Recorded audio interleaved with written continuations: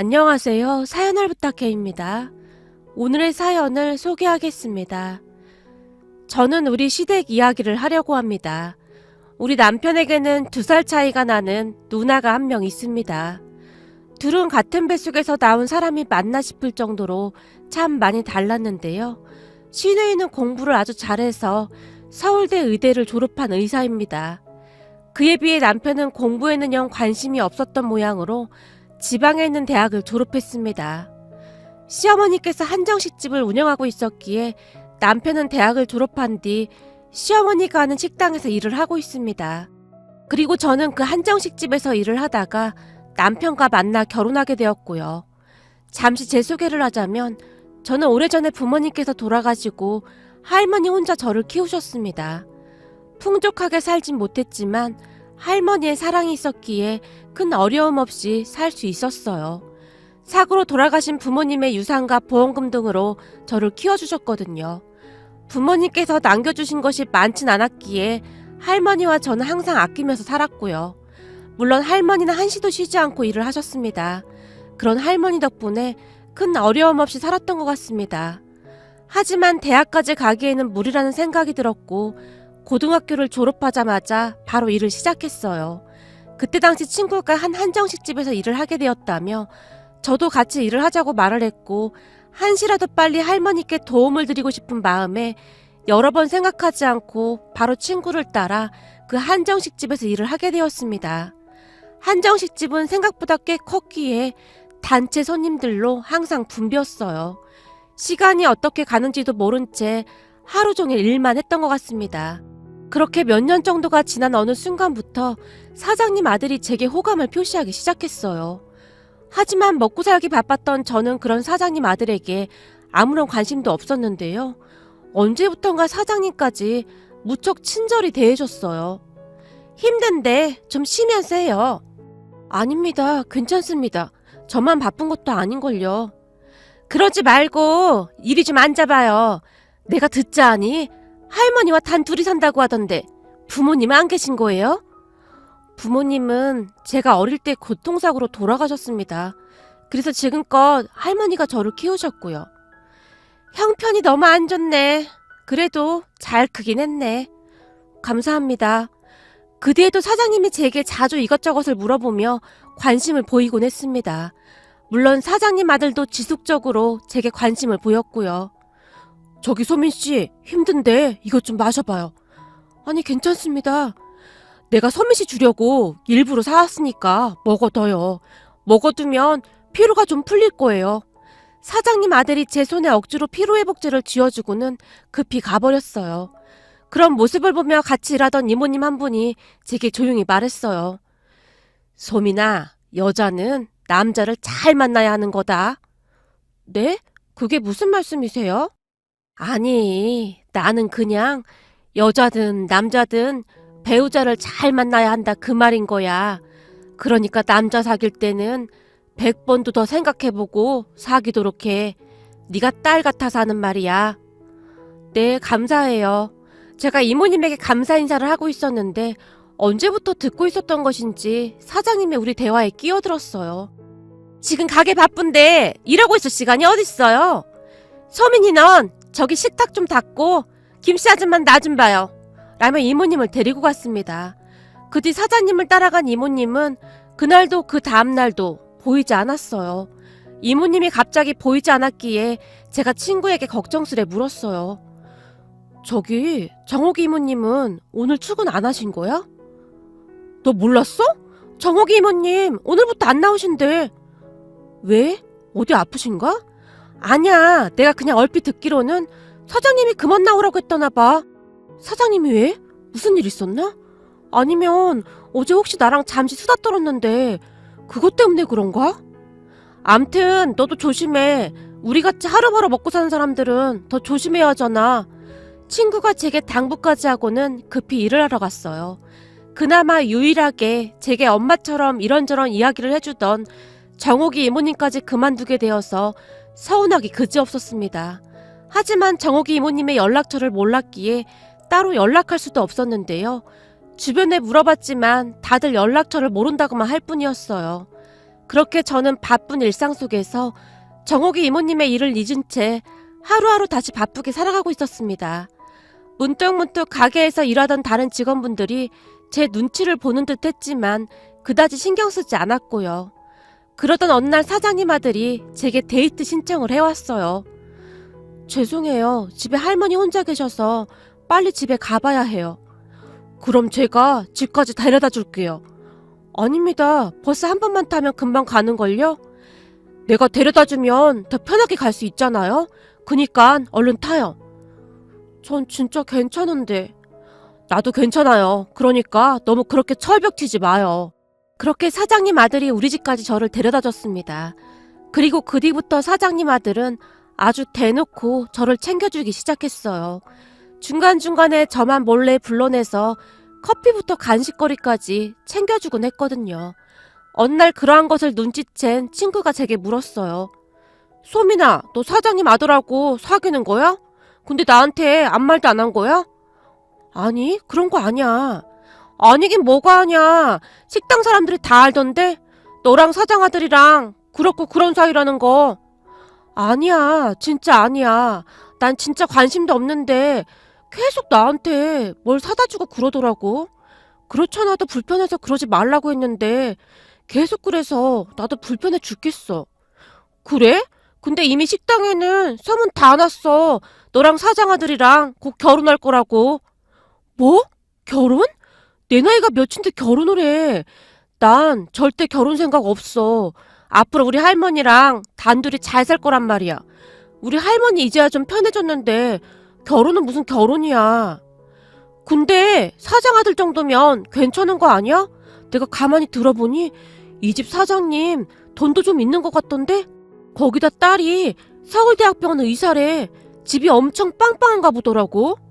그럼 너도 손해볼 거 없을 것 같은데 한번 잘 만나봐. 네 말 들으니까 더 끔찍하다. 생각해봐. 그런 집안에서 굳이 나 같은 사람하고 아들을 왜 결혼시키겠어? 암튼 우린 아무 사이도 아니니까 혹시나 사람들이 이상한 말하면 네가 잘 좀 말해줘. 알았어. 근데 너도 잘 좀 생각해봐. 이런 기회 흔치 않잖아? 나 같았으면 바로 사귀겠다.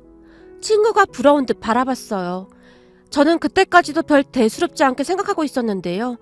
아마도 제가 어렸고 사회 경험이 없어서 그랬던 것 같습니다. 하지만 그 이후 저와 사장님 아들에 대한 소문이 걷잡을 수 없을 만큼 퍼져나가기 시작했어요. 소민이랑 사장 아들이랑 그렇고 그런 사이래. 그렇고 그런 사이라니 내가 듣기론 곧 결혼할 거라던데. 이건 나도 그냥 들은 얘긴데 얼마 전에 사장이 누구랑 통화하는 거 들었는데 소민이가 벌써 임신한 것 같다는 말까지 하던데. 뭐? 임신? 그게 정말이야? 소민이 아주 얌전하게 봤는데 앙큼한 구석이 있었네. 왜 그런 말이 있잖아. 얌전한 고양이가 부뚜막에 먼저 올라간다고. 그래도 사장 아들인데 소민이 입장에서는 좋은 거 아니겠어? 소민이 할머니랑 힘들게 산다며? 글쎄, 과연 그럴까? 잘 생각해봐. 뭔가 이상하지 않아?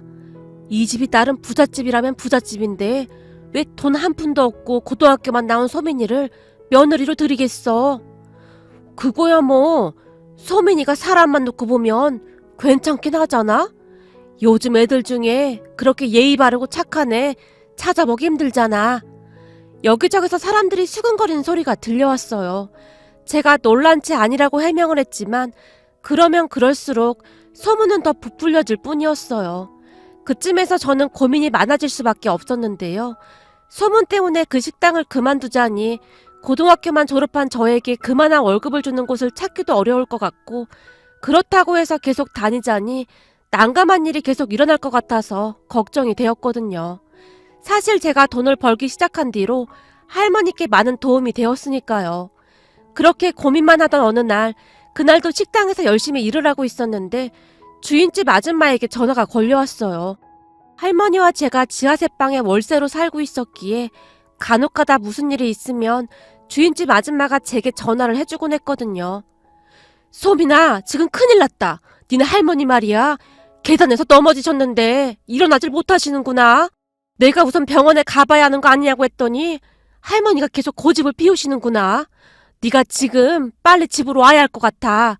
내가 보니 아무래도 많이 다친 것 같아서 말이야. 네? 할머니가요? 알겠어요. 저 지금 바로 갈게요. 제가 급히 전화를 끊고 사장님께 할머니 이야기를 하며 일찍 들어가겠다고 말을 했어요. 할머니가 다치셨다고? 일 어쩌니 그래? 소민씨, 내가 데려다 줄게요.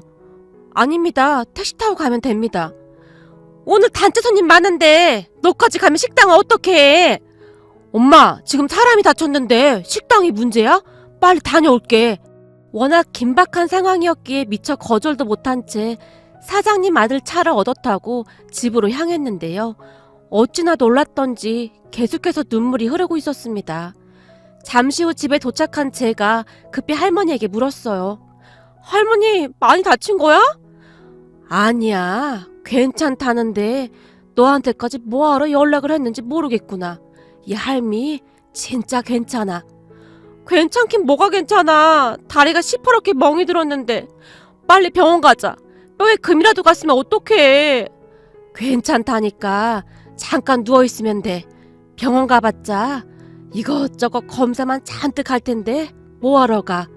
그게 다 돈 벌어 먹으려는 수작이야. 안 돼. 빨리 일어나. 이러다 또 큰일 난단 말이야. 제가 억지로 할머니를 일으켜 세우고 있었는데 문 밖에서 그 모습을 지켜보고 있던 사장님 아들이 급히 안으로 뛰어들어왔어요. 조민씨, 저도 부축해드릴게요. 아직 안 가셨어요? 그만 가셔도 되는데. 아니에요. 여기까지 왔는데 제가 병원까지 모셔다 드릴게요. 택시 잡기도 어려울 것 같아서요. 우린 진짜 괜찮은데. 제가 이러지도 저러지도 못한 채 난감한 표정을 짓고 있었지만 사장님 아들이 급히 할머니를 부축해서 차에 태웠어요. 그리고 곧장 병원으로 가서 엑스레이도 찍고 이것저것 검사도 받았습니다. 다행히 크게 다치신 곳은 없다고 했기에 제가 병원비를 계산하기 위해 수납처로 가고 있었는데요. 제가 이미 다 계산했어요. 할머님 피곤하실 텐데 얼른 집으로 가죠. 계산을 왜 하신 거예요? 제가 돈은 입금해 드릴게요. 알겠으니까 우선 집으로 가요. 그렇게 사장님 아들이 우리를 집에 데려다주고 돌아갔습니다. 그런 사장님 아들을 보며 할머니가 조용히 말씀하셨어요. 소민아, 저 사람은 누구냐? 젊은 사람이 아주 싹싹한 게 좋은 사람 같아 보이는구나. 내가 일하는 곳 사장님 아들이야. 근데 나랑은 아무 상관도 없는 사람이니까 할머니는 신경 쓰지 마. 사장 아들이야? 사람이 서글서글한 게 보기 좋구나. 할머니께서 다시 말씀하셨지만 저는 들은 척도 하지 않았습니다. 그러던 어느 날 제가 퇴근하고 집에 들어갔는데요. 밥상 위에 초밥이 있는 게 아니겠습니까? 할머니, 이 초밥은 뭐야? 그거 너 먹으라고 놔둔 거야. 난 이미 한 팩 먹었어. 초밥이 아주 입에서 살살 녹더구나. 할머니가 사온 거야? 이거 꽤 비싸 보이는데? 어? 그게 그때 그 젊은 총각이 사다 주고 갔어. 내가 괜찮다고 하는데도 떡하니 두고 가지 뭐냐? 할머니, 이런 거 막 받지 말라니까. 자꾸 이러면 괜히 부담스럽단 말이야. 그때 병원비도 줬는데 안 받아서 그것만 해도 지금 엄청 부담스러운데. 난 분명히 그냥 가라고 했어. 근데 계속 놓고 가는 걸 낸들 어떡하란 말이야. 할머니의 말에 제가 긴 한숨을 내쉬고 있었지만 할머니는 사장님 아들이 딱히 싫지는 않은 모양으로 얼굴에 미소가 가득했어요. 그런 할머니를 보며 어찌나 마음이 아팠는지 모르겠습니다. 평생 동안 둘이서만 의지하고 살다가 다른 누군가가 관심을 가져주니 할머니는 그저 좋다는 그런 눈치였으니까요. 그 뒤에도 사장님 아들이 우리 집에 찾아와서 할머니에게 참 잘했어요. 우리 할머니에게 잘하는 그 사람이 저도 딱히 싫지는 않았던 것 같습니다. 조금씩 제 마음이 움직이고 있었거든요. 하지만 한편으로는 아무것도 없는 나한테 왜 이렇게 잘하는 것일까 하는 의심이 들기도 했지만 외롭게 살던 우리에게 따뜻하게만 대해주는 사장님 아들에게 조금씩 마음을 열기 시작했습니다. 그렇게 시간이 지나 우리 둘은 점점 가까워져 갔는데요. 어느 날은 사장님이 정식으로 사장님 집에 저를 초대했고 제가 선물까지 준비해서 집으로 갔는데 남친 누나가 집에 와 있었어요. 남친 아버지는 돌아가셨다고 이미 들어서 알고 있었고요. 할머님, 할아버님이 계셨지만 따로 시간을 내서 찾아뵙는다고 했습니다. 뭘 이런 걸 사왔어. 그냥 와도 되는데. 저기 이쪽은 우리 딸이야. 전에 내가 한번 말했었지. 대학병원 의사라던. 안녕하세요. 어서 와요. 얘긴 들었어요. 근데 딱 보니 우리 집하고 달라도 너무 다른 것 같은데 이렇게 차이 나는 결혼하면 나중에 엄청 힘들 텐데 괜찮겠어요? 넌 처음 본 사람한테 무슨 그런 말을 하는 거야. 제발 말 좀 예쁘게 하라니까. 뭐 하는 짓이야? 내가 뭐 못할 소리 했나? 난 그냥 팩트만 말한 것뿐이야. 결혼이 얼마나 중요한 건데 그냥 막 하면 안 되는 거지. 안 그래요? 네, 맞습니다. 거봐, 맞다고 하잖아. 근데 제 동생이 어디가 좋아서 결혼까지 결심한 거예요? 우리 엄마한테 들어보니 결혼까지 할 것 같다고 하던데. 그게 우리 할머니랑 제가 외롭게 살았는데 지훈 씨가 워낙 잘 챙겨줬거든요. 에이, 겨우 그런 이유로 결혼을 하려고 한다고요? 우리 지훈이랑 나이 차이도 많이 나는 것 같은데 역시나 어리긴 어리구나. 소민 씨, 결혼은 그렇게 막 하는 게 아니에요. 잘 생각해보고 해야 하는 거지. 집안 차이가 나도 너무 나는 것 같은데. 너 자꾸 이상한 말 할 거면 당장 니네 집으로 가. 그동안 혼자 잘 살다가 갑자기 왜 찾아와서 이상한 말만 하고 그래? 내가 뭘 어쨌다고 그래. 그래도 하나뿐인 동생 결혼인데 누나가 그 정도 말도 못하나? 아님, 엄마가 뭔가 찔리는 게 있는 건가? 남친 누나의 성격은 어마어마해 보였는데요. 가족들이 남친 누나에게 꼼짝도 못한 채 오히려 눈치를 보는 듯해 보였어요. 그날 식사를 하고 집으로 돌아갔는데 남친 누나의 가시돋친 말들이 계속 귓가에 맴돈 채 잊혀지지가 않았습니다. 그러던 어느 날 남친 누나가 식당에서 일하고 있던 저를 몰래 밖으로 불렀어요. 소민아, 저기 밖에 나가봐. 어떤 여자가 널 찾아왔더라. 저를요? 제가 급히 밖으로 나갔습니다. 소민씨, 여기에요. 안녕하세요. 안으로 들어오시지 왜 밖에 계세요? 나 사실 이 식당 처음 와봤어요. 엄마가 제가 오는 거 싫어해서요. 네, 근데 저를 왜 보자고 한 거예요? 소민씨 시간 없으니까 간단하게 말할게요. 혹시 돈 때문에 내 동생이랑 결혼하려는 거예요? 네? 그게 무슨 말씀이세요? 아니, 돈 때문에 그런 거라면 이 결혼 하지 마요. 세상에 돈이 전부가 아니잖아요? 정말 죄송한데 누님께서 왜 그러시는지는 잘 모르겠지만 전 돈 때문에 그런 건 아닙니다. 그러니 오해하지 말아주세요. 순간 제 목소리가 높아져 있었고 남친 누나가 한동안 저를 빤히 바라보다가는 긴 한숨을 쉰 채 돌아갔습니다. 그리고 우리는 얼마 뒤 결혼까지 했습니다. 남친 누나가 많이 불편하긴 했지만 네 신우는 걱정할 필요 없다. 어차피 따로 살아서 1년에 한두 번 볼까 말까 해. 저를 안심까지 시켰거든요. 우리가 분가해서 나가게 되면 큰 집에 시어머니 혼자 살게 될 거라며 시어머니가 합가를 하자고 했어요. 사실 그때까지는 시어머니가 그다지 불편하지 않았기에 저도 흔쾌히 그러겠다고 했습니다. 하지만 결혼 후 얼마 뒤 신우이가 짐까지 싸들고는 집으로 들어왔어요. 신우이가 짐들을 옮기는 모습을 보며 시어머니가 기겁을 했는데요. 너 지금 뭐 하는 거야? 나? 보면 몰라? 짐 옮기잖아. 나한테도 올케가 생겼는데 이제부터라도 친하게 지내야 할 거 아니야. 너 갑자기 왜 이러는 거야? 그냥 원래 살던 대로 살자. 네가 갑자기 이러면 네 올케가 얼마나 불편하겠니? 올케가 불편할까봐 그런 거야? 혹시 엄마가 불편해서 그런 건 아니고? 뭐? 너 무슨 말을 그렇게 해? 시어머니가 신우이의 눈까지 피한 채 어쩔 줄을 몰라 했어요. 그렇게 신우이가 들어온 뒤로 집안 분위기가 완전히 바뀌게 되었는데요. 결혼 후 시어머니가 제게 집안에서 살림을 하라고 했기에 저는 하루 종일 집안일을 해야만 했어요. 집안일은 해도 해도 끝이 없을 정도였습니다. 그날도 새벽부터 일어나서 열심히 음식을 만들어서 상을 차렸는데요. 아, 뭐야. 음식 맛이 왜 이래. 엄마, 전에 일하던 도우미 이모님은 요즘 왜 안 오셔? 우리 집에서 꽤 오래 일하셨잖아. 어? 그게 말이야. 네 올케도 있는데 그럴 필요가 뭐가 있어. 그때야 우리가 다 바쁘니까 어쩔 수 없이 그런 거지. 그래? 근데 올케가 아직 어려서 그런지 음식을 진짜 못하네. 도저히 먹을 수 있는 맛이 아니야. 내가 도우미 이모님 오는 비용 줄 테니까 이모님 다시 불러. 뭐하러 그래? 그리고 음식 맛도 괜찮구만. 괜찮긴 뭐가 괜찮아. 딱 봐도 간이 하나도 안 맞는구만. 암튼 그렇게 알고 내일부터 당장 이모님 다시 불러. 나 병원에서 밥도 제대로 못 먹으면서 일하고 있는데 집에서라도 밥을 잘 먹어야 할 거 아니야. 내일 당장 다시 오라고 해. 나 2번 말하는 거 싫어하는 거 알지? 알았어. 내가 오늘 전화해볼게. 아무리 봐도 뭔가 조금 이상했는데요. 시어머니는 시누이 앞에서 꼼짝도 못한 채 항상 눈치만 봤거든요. 결국 시누이의 성화에 가사도우미 이모님께서 다시 오셨습니다. 그 바람에 저도 좀 편해지나 싶었는데 시어머니는 마치 난 네가 편한 건 절대 못 본다 라는 사람 마냥 시시때때로 저를 부려먹기 시작했어요. 특히나 이상했던 부분은 결혼하고 한 달 정도가 지나고부터 시어머니가 조금씩 이상해지기 시작했는데요. 남편이 있을 때 없을 때가 달라도 너무나 달랐거든요. 결혼 후 시어머니는 식당에도 자주 나가지 않은 채 제게 잔소리뿐만 아니라 신경질적인 모습까지 보였거든요. 네가 음식을 똑바로 못해서 비싼 가사도우미를 불렀잖니?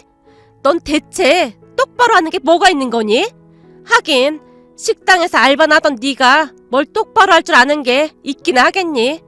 우리 아들이 하필이면 너 같은 게 좋다고 해서 나도 어쩔 수 없이 널 들였지만 너 각오해야 할 거야. 내가 그렇게 호락호락한 사람이 아니거든. 그동안 우리 집에 들어왔다가 3달 이상 넘긴 애가 단 한 명도 없다 그 말이야. 네 남편이 아직까지 혼인신고하자는 말 없었지? 그게 왜 그런 줄 아니? 살겠다고 들어왔다가 다들 나가버려서 내가 한 1년은 살아보고 혼인신고하라고 했거든. 그니까 너는 한번 버텨보던지. 가능할지는 모르겠지만 남편과 시누이가 있을 때는 한없이 다정하기만 하던 시어머니였지만 저와 단둘이 있을 때는 무서우리만큼 표적스런 표정으로 저를 노려보곤 했어요. 그날도 제게 한바탕 쏟아내고 방으로 들어가는 시어머니를 보며 가사도우미 이모님이 주방 쪽으로 저를 잡아 끌더니 제 귓가에 속삭였습니다. 세댁, 정신 바짝 차려. 저 양반 아주 독종 중에 독종이야. 그동안 결혼하고 살겠다고 들어온 사람이 2명 정도 되는데 저 양반이 다들 쫓아냈다니까. 저 양반 주특기가 아들하고 며느리 이간질 시키는 거야. 아주 그쪽으로 타고난 사람이라니까. 옆에서 보고 있으면 무서울 정도야. 사실 나도 이놈의 집구석 다신 안 오려고 했는데 세댁 시누이가 하도 부탁해서 오게 된 거야. 그래도 세댁은 좀 나은 편이야. 똑똑한 시누이가 딱 지켜주고 있으니까. 그래도 깐깐한 시누이가 세댁은 좋게 본 모양이야. 네? 형님이 저를 지켜주고 있다고요? 몰랐어? 세댁 시누이가 이 집에 왜 들어온 것 같아? 잘 생각해봐.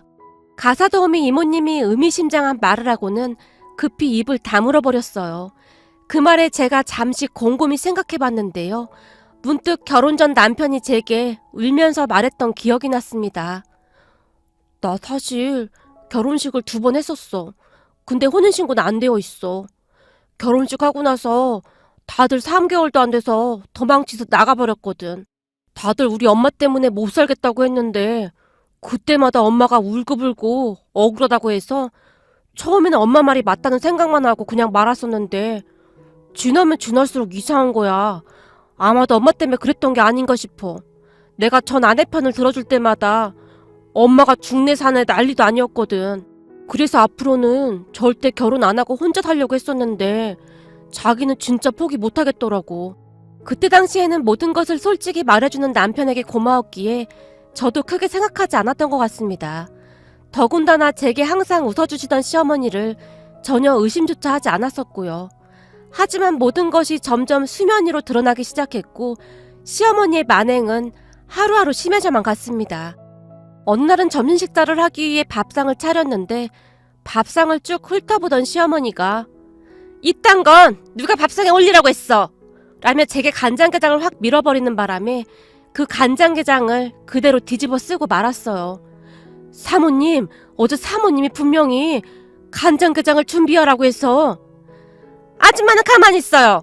그건 어제 한 말이고 오늘은 내 마음이 바뀌었단 말이야. 어머님 죄송합니다. 제가 바로 치울게요. 그리고 네가 우리 아들 보고 내 방에 자주 가지 말라고 시켰지? 네? 그게 무슨 말씀이세요? 너랑 결혼 전에는 우리 아들이 내 방에서 나랑 얘기도 많이 하고 드라마도 같이 보고 그렇게 지냈는데 너랑 결혼한 후에는 발을 딱 끊었단 말이야. 전에는 이 정도까지는 아니었는데. 시어머니는 정말이지 말도 안 되는 트집을 잡아서 제게 행패를 부려댔어요. 그러던 어느 날은 퇴근 전 남편이 제게 전화를 했어요. 오늘 퇴근할 때 뭐 사갈까? 뭐 먹고 싶은 거 있어? 떡볶이랑 순대가 먹고 싶어. 겨우 그거야? 알았어. 내가 갈 때 사갈게. 시어머니의 갖은 행포 속에서도 자상한 남편 덕분에 참을 수가 있었어요. 그런데 남편이 뭔가를 들고 우리 방으로 들어가는 것을 시어머니가 봤던 모양인데요. 다음날 남편과 시누이가 출근을 하자마자 너 혼자 처먹으니까 맛있냐? 맛있어?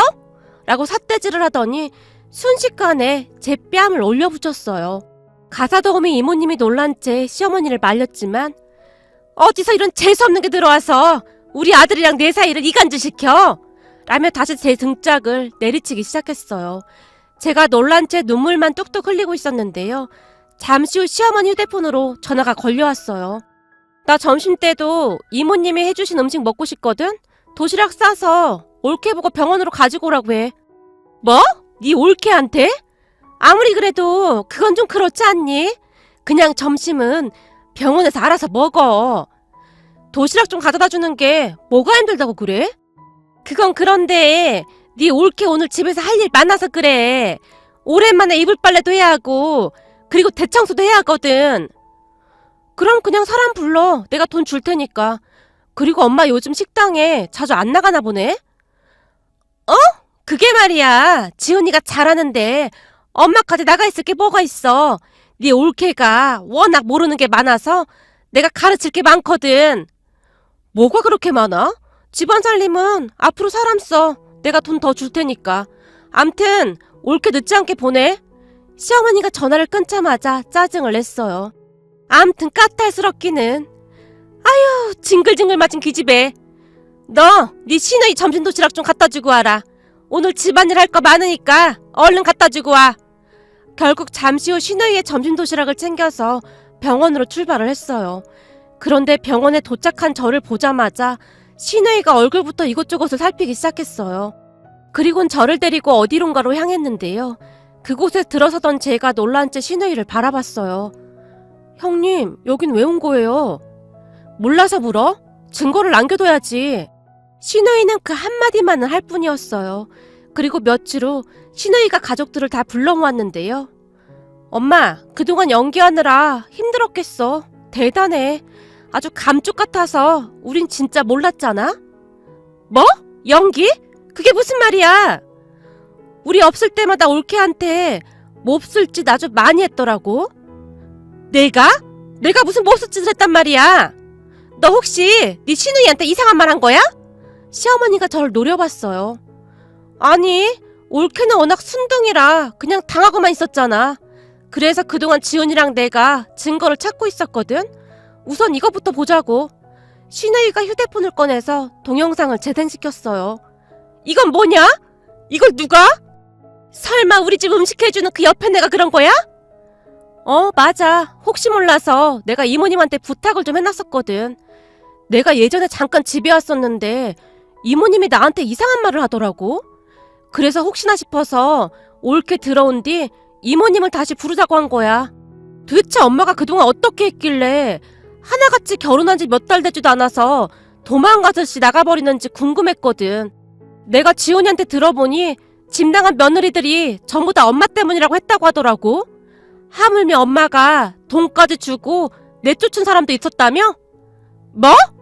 나 아니야. 진짜 아니야. 니들이 오해하고 있는 거야. 이 증거를 보고도 그런 말이 나와? 그리고 이건 올케 진단서 끄는 거야. 나 도시락 갖다 주러 오던 날 등이랑 이것저것이 시퍼렇더라고. 이게 왜 그런 걸까? 아니, 그걸 왜 나한테 물어?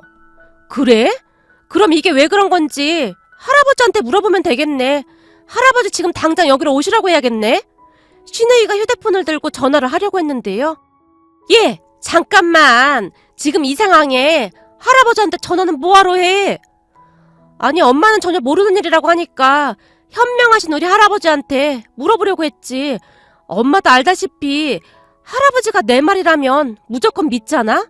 이거 다 보여드리면 엄마 완전 집에서 쫓겨날 것 같은데? 일을 어쩌나? 그동안 아빠 돌아가시고 재혼도 못하고 착한 며느리 행사하면서 잘 살고 있었는데 이 사실이 할아버지 귀에 들어가면 맨몸으로 쫓겨날 것 같은데? 지금 엄마랑 사귀고 있는 그 아저씨가 엄마 빈손으로 쫓겨나도 괜찮대? 신우이의 입에서 충격적인 사실들이 터져나오기 시작했어요. 그 순간 남편이 놀라서 외쳤는데요. 뭐? 남자? 엄마 남자도 있었어? 누나, 나한테 그런 말을 안 했잖아. 너한테 말 못한 건 미안한데 이게 내 입으로 말하기가 좀 창피하더라고. 남자가 완전 양아치 중에 양아치거든. 얘들아, 절대 아니야. 그 사람은 그냥 친구야, 친구. 엄마, 자꾸 그렇게 거짓말하면 안 될 것 같은데. 아빠가 병원에서 투병 중일 때도 엄마 그러고 다닌 거 사실 나 다 알고 있었어. 아니, 네가 어떡해. 엄마, 나 머리 하나는 기가 막히잖아. 내가 괜히 서울대 갔겠어? 전에 아빠 병원에 갔었는데 엄마가 그 남자 차에서 내리더라. 둘이 아주 깨가 쏟아지더라고. 내가 지금까지 말 안 한 이유는 그래도 엄마가 우리 친엄마였기 때문이었어. 근데 나도 더 이상 못 봐주겠어. 엄마라면 자식한테 이런 식으로 하면 안 되는 거잖아. 엄마가 지원이한테 너무 몹쓸 짓을 많이 했거든. 그러니까 엄마가 조용히 나가. 내가 엄마 혼자 살만한 집 하나는 마련해줄게. 뭐? 나보고 집을 나가라고? 그리고 나 혼자 살란 말이야? 그게 맞는 거잖아. 지원이랑 옳게 그만 힘들게 하고 엄마가 조용히 나가줘.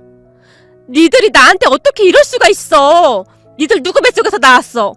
내가 니들을 낳아준 엄마잖니? 근데 어떻게 나한테 이럴 수가 있니? 집불도 없는 쟤 때문에 나보고 집을 나가라고? 날 내쫓겠다고? 시어머니의 얼굴이 새파랗게 질려 있었어요. 아니지. 우리가 내쫓는 건 아니고 엄마가 스스로 나가야지. 그리고 앞으로 절대 연락하지 말고 조용히 살아. 내가 할아버지한테는 잘 말해둘게. 미쳤니? 내가 나가긴 왜 나가? 엄마가 안 나가면 난 이 모든 사실을 할아버지한테 말할 거야. 엄마도 알다시피 할아버지 성격에 엄마 가만 안 놔둘걸? 생사를 오가는 아빠를 두고 바람핀 거 할아버지가 하시면 과연 어떻게 될까? 난 엄마 생각해서 그런 거니까 그냥 엄마 스스로 나가는 게 좋을 거야. 신우이의 말에 시어머니의 낯빛이 점점 어두워져 갔는데요. 시할아버님 할머님을 몇 번 뵌 적이 있었는데 참 좋은 분들이셨어요. 거기다 시할아버님께서 돈이 상당히 많으신 편이라고 했어요. 식당이랑 아파트도 시할아버님 명의였으니까요. 시할아버님께서는 오래전부터 그 많은 재산을 신우이에게 주겠다고 할 정도로 신우이를 예뻐했다고 합니다. 그토록 신우이를 예뻐했던 이유가 있었는데요. 어느 날 갑작스레 돈을 많이 벌게 된 시할아버님은 배운 게 많지 않았기에 항상 졸부소리를 들어야만 했다고 하네요. 그런 와중에 신우이가 서울대 의대에 합격해서 의사까지 됐으니 시할아버님께서는 신우이의 말이라면 무조건 믿고 다 해줬다고 합니다. 신우이는 집안의 자랑이었다고 했으니까요. 식당도 신우이가 할아버님께 부탁해서 차려준 거라고 했습니다. 그랬으니 시어머니가 그토록 신우이의 눈치를 봤던 것이었고요. 그리고 며칠 뒤 시어머니가 눈물까지 흘리며 결국 짐을 싸기 시작했어요. 나 한 번만 용서해주면 안 되겠니? 내가 다시는 안 그럴게. 아니, 엄마는 이미 우리 엄마의 길을 포기한 사람이야. 나가서 그 남자랑 잘 살아. 아빠가 투병하던 그때 바람피던 엄마를 보면서 난 이미 엄마한테 정이 뚝 떨어졌거든. 불쌍한 우리 아빠는 그것도 모르고 나한테 엄마를 잘 부탁한다는 말을 몇 번이나 했었어. 난 절대 엄마 용서 못해. 결국 시어머니는 집에서 쫓겨나고 말았어요. 신우이가 정말 무섭긴 했던지 그 뒤 시어머니에게 어떠한 연락도 없었습니다. 그리고 몇 달 후 신우이가 남편과 제게 말했어요. 할머니 혼자 지내시는데 모시고 와서 같이 살아. 연세가 있으셔서 혼자 지내시기 힘드실 거야. 우리 할머니를요? 아니에요. 괜찮아요. 괜히 저 때문에 어머니께서 그렇게 되신 것 같은데 이 와중에 우리 할머니를 어떻게 모셔와요? 옳게 나중에 후회하지 말고 살아계실 때 잘해드려. 돌아가시면 후회밖에 안 남는 거야. 그리고 우리 엄마 일은 옳게 때문이 아니니까 자책하지 말고. 우리 엄마는 고생을 좀 해봐야 해. 그동안 나쁜 짓을 너무 많이 했거든. 신우이의 얼굴이 많이 복잡해 보였습니다. 낳아주신 엄마였기에 신우이의 마음도 좋지 않았을 것이라는 생각이 들었습니다. 그리고 얼마 뒤 우리 딸이 태어났어요. 시할아버님 할머님께서 우리 딸을 너무 예뻐해 주셔서 자주 찾아뵙고 있는데요. 우리 집은 딸이 아주 귀한 집안이다. 우리 손녀가 서울 의대 간 거 봐라. 아주 잘했다. 생긴 게 지 고물을 아주 빼다 박았어. 라며 우리 딸을 아주 많이 예뻐해 주신답니다. 시할머니 말씀처럼 우리 딸이 고물을 쏙 빼닮긴 했거든요. 아무래도 제가 형님을 많이 좋아했기에 우리 딸이 형님을 쏙 빼닮은 게 아닌가 싶네요. 시어머니는 요즘 어디 학교 앞에서 떡볶이도 팔고 김밥도 파는 분식집을 하면서 힘겹게 살고 계시다는데 사는 게 아닌 모양이더라고요. 하지만 형님은 눈 하나 깜빡하지 않고 있는데요. 아마도 시아버님께서 투병 중일 때 시어머니가 그런 것을 보며 누구에게 말도 못한 채 살았었기에 돌아가신 시아버님께 죄책감 같은 것을 가지고 살았던 것 같습니다.